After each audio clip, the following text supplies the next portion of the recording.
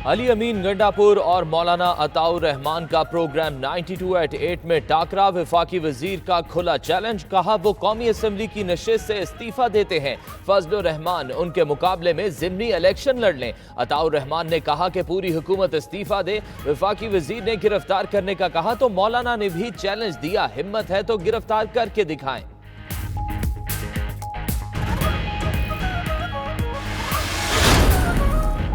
Selected वजीर आजम को घर भेजने का वक्त आन पहुंचा। मौजूदा हुकूमत को मजीद वक्त देना मुल्की सालमियत से खेलने के मुतरादिफ होगा। फजलुर रहमान से बातचीत शुरू हो गई। वफाकी वजीर फवाद चौधरी का दावा। पिंड दादन खान में मीडिया से गुफ्तगू में कहा, उम्मीद है मौलाना को मना लेंगे। का हाल पाकिस्तान में वही है जो भारत में इस वक्त कांग्रेस का है।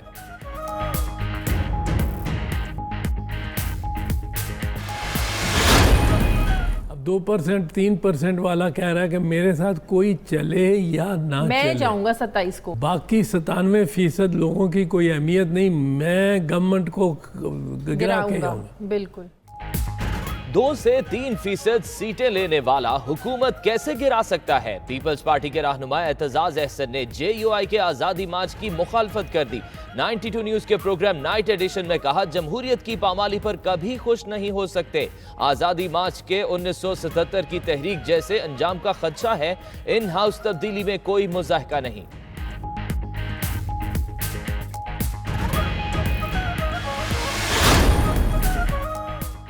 शहबाज शरीफ की नैब ऑफिस लाहौर में नवाज शरीफ से मुलाकात। मरियम औरंगजेब का कहना है कि नवाज शरीफ के हौसले बुलंद थे। शहबाज शरीफ ने फजलुर रहमान से मुलाकात और दीगर अमूर पर ब्रीफ किया।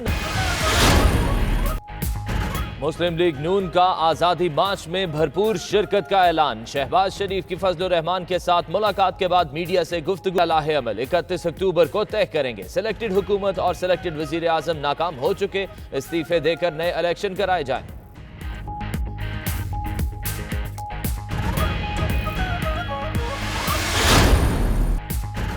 हुकूमत ने JUI से मुज़ाकरात के लिए परवेज खटक की सरबराही में 7 रुकनी कमेटी बना दी। सादिक सिंजरानी, असद कैसर, शफकत महमूद, नूरुल हक कादरी, परवेज इलाही और असद उमर रुकन नामजद। उधर वजीर आजम से जयद उलमा कराम और मशाइख के वफ्द की मुलाकात। मदरसा इस्लाहात और आज़ादी मार्च पर बातचीत। वजीर आजम से फिरदौस आशिक अवान की भी मुलाकात। आज़ादी मार्च पर मुशावरत।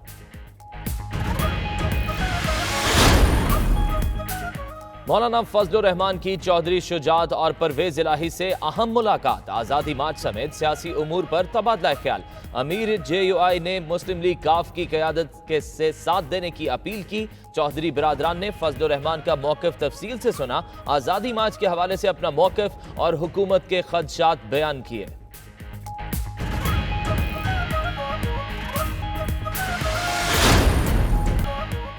Army chief general Qamar Javed Bajwa का दौरा कराची। जिस्मानी और लड़ाका महारतों के मुकाबलों की इख्तितामी तकरीब में शिरकत। मशीनी दस्तों की तरबियती मशकें भी देखी। आर्मी चीफ की अफसरान से तज़ीराती माहौल, चैलेंजेस और रद्द अमल पर गुफ्तगू। बरतानिया का शाही जोड़ा हसीन यादें लेकर पाकिस्तान से वापस रवाना। शहजादा विलियम और केट मिडल्टन दौरे के आखिरी दिन मार्गला हिल्स और आर्मी। खराब कारकर्दगी सरफराज को ले डूबी। टेस्ट और T20 टीम की क़यादत हाथ से गई। अजहर अली टेस्ट और बाबर आजम T20 टीम के कप्तान मुकर्रर। Babar Azam T20 world cup 2020 तक कप्तान होंगे। जराये के मुताबिक MD वसीम खान ने सरफराज को कप्तानी छोड़ने का कहा। सरफराज ने जवाब दिया, वो कप्तानी छोड़ नहीं रहे, आपने हटाना है तो हटा दें। 9 साल गुजर गए, पाक ईरान गैस पाइपलाइन मंसूबा आगे नहीं बढ़ सका। बाबर अवान ने दावा किया है कि अब पाक ईरान गैस पाइपलाइन जल्द खुल जाएगी। कार के कंपनी का $1.2 अरब जुर्माना छोड़ने पर मामला तय पा गया। वजीर आजम के हालिया दौरा ईरान में मामला तय पाया।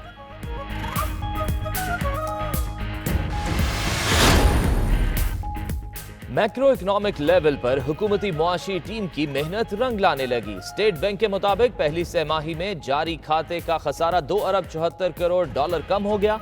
जुलाई से सितंबर जारी खाते का खसारा $1 अरब 54 करोड़ की सतह पर आ गया। गुज़िश्ता माली साल की पहली सहमाही में $4 अरब 28 करोड़ का खसारा दरपेश रहा।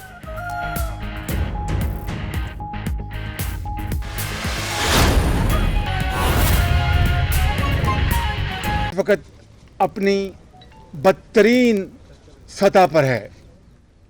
पाकिस्तान के बारे में अभी वर्ल्ड बैंक ने कहा है कि 2020 में हमारी जो जीडीपी है वो 2.4 का उन्होंने अंदाज़ा लगाया है।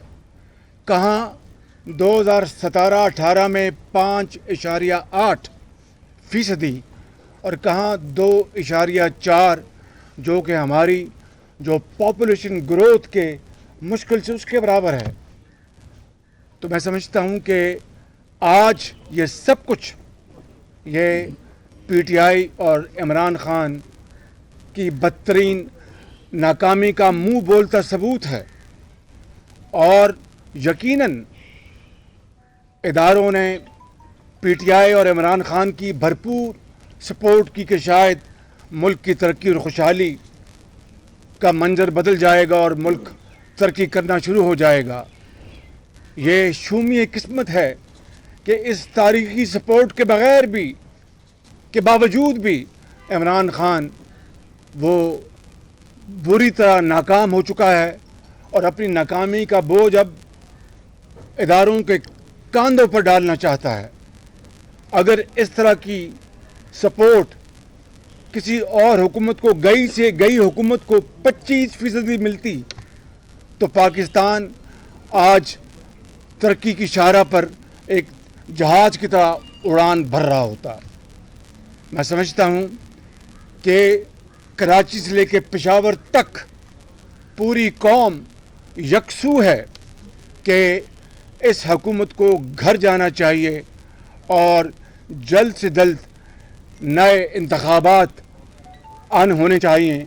और उसके लिए आज जो हज़रत मौलाना ने जो एक पिछले 8-10 महीनों से जो प्रोग्राम बनाया, और मेरे लिए इनकी हस्ती वैसे भी ज़ाती तौर पर भी बड़ी लायक एहतराम है और मेरा इनसे बहुत ही मोहब्बत का बहुत एहतराम का रिश्ता है।